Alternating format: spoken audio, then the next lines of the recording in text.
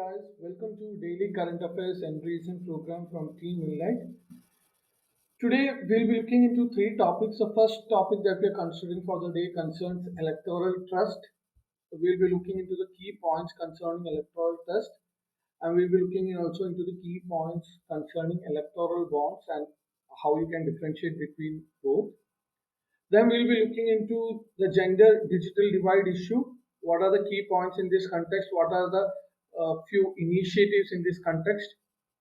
Then we'll also be looking into right to education, also the provisions of Right to Education Act, the key points within it, and then achievements, limitations, and suggestions regarding this act.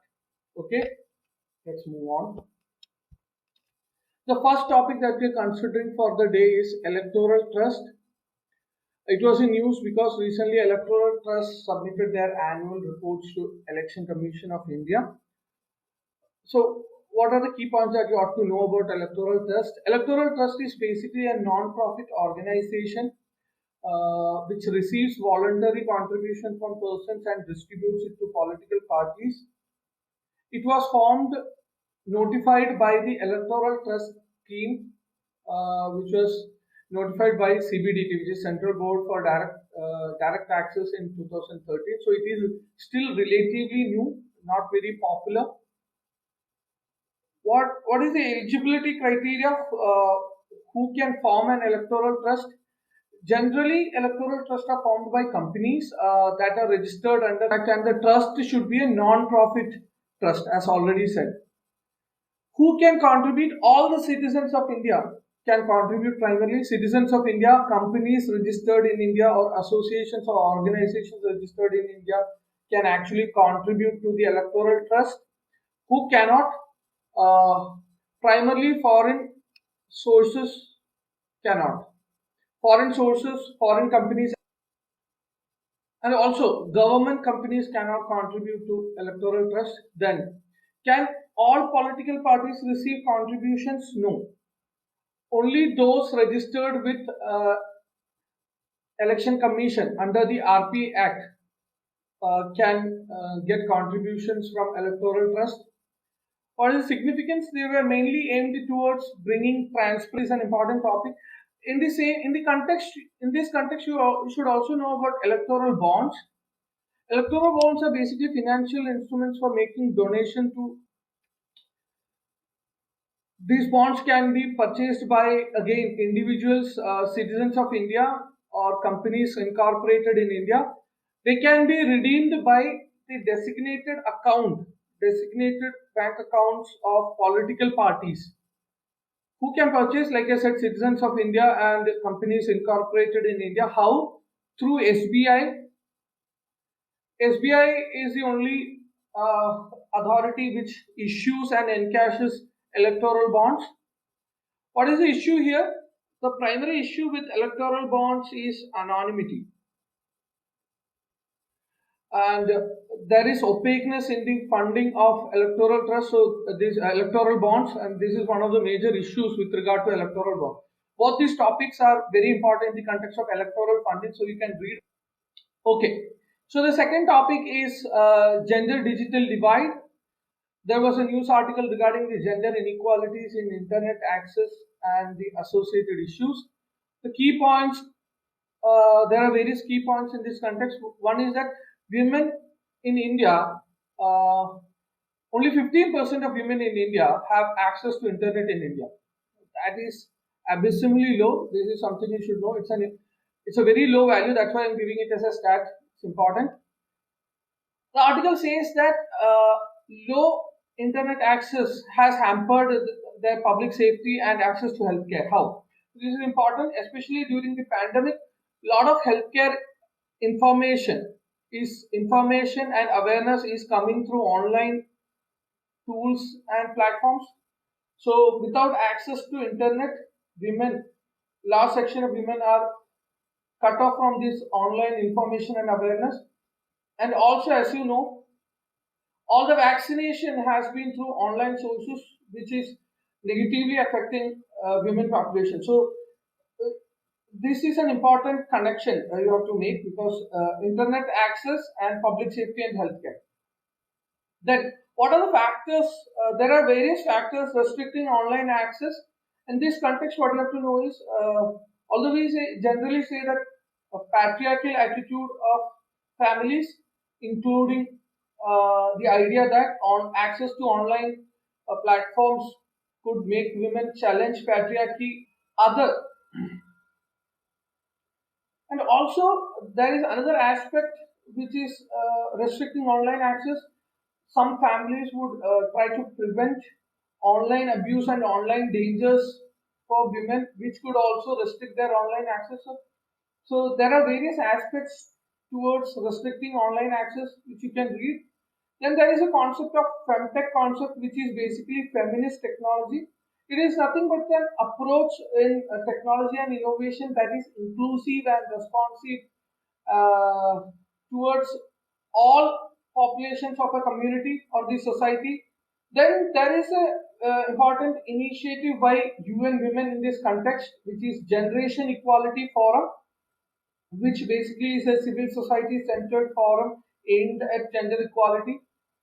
There is another important global partnership, which is Global Partnership for Gender Equality in the Digital Age. It is basically a collaboration of corporates, governments, NGOs, academic institutions, etc., for achieving gender equality, especially in the context of digital platforms. Then economic impact.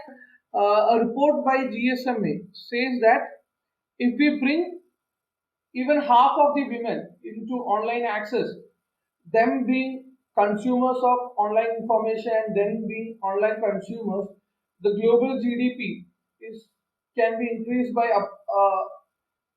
about 700 billion in next 5 to 6 years, as per a GSMA report, which is a huge economic impact. So there is an economic aspect as well towards increasing female participation in internet.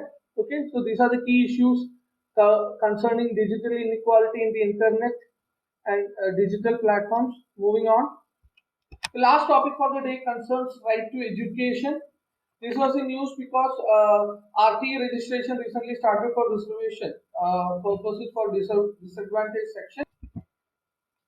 So we'll be looking into the key aspects of RTE.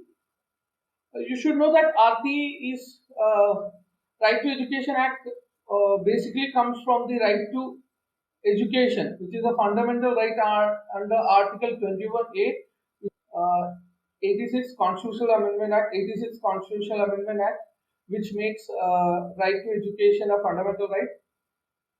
Uh, right to Education Act makes education free and compulsory up to 6 to 14 years, as mentioned in the Constitution. It also gives reservation to certain sections of the society, such as SC, ST, socially backward classes, and differently abled. So there is a 25% reservation. 25% of seats are reserved. Another important thing in this act is regarding improving enrollment. So it has various provisions towards improving enrollment. One such important provision is to enroll a non-admitted child or a child who has been out of school into an age appropriate class, improving enrollment of out of school children.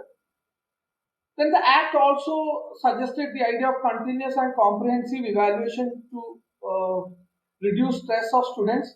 So the Act had actually promoted the idea of no detention policy, which now stands removed after 2019 Amendment Act. But you should know the concept of continuous and comprehensive evaluation, and you should know that no detention policy till class 8 was actually promoted under this Act, which is now removed. The Act prohibits various conventional educational techniques which were popular in the conventional tradition, like physical punishment of students, or capitation fee, or tuition by teachers. So many such things are prohibited by the RTE Act. There are various limitations of the Act, especially the age thing. The Act only covers 6 to 14 years of age group. Then also the quality of education has been poor as per ASER reports. annual status of education reports. The quality has been poor as per ACER reports.